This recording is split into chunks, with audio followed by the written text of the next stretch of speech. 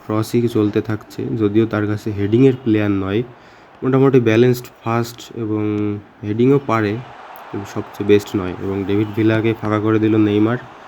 এই শ্যুটটা নয়ার সেভ দিল, তবে সুয়ারেজের পজিশনিংয়ের কারণে সে একটা গোল এখান থেকে বের করে নিল। আসলাম, তারপর এভাবেই অ্যাটাক চলতে থাকে। নেইমার থেকে লুইস সুয়ারেজ, এবং লুইস সুয়ারেজ পুরো ফাঁকা, এবং এইভাবে একটা ফিনিশ করে দেয় সে।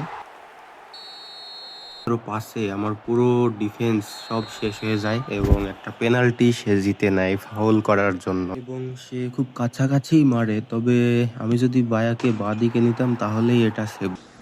তবে আমি কর্নার থেকে এখানে রাইকার্ডকে দিয়ে একটা গোল দিয়ে দিই, যার জন্য আমি আবারও লিডে চলে যাই।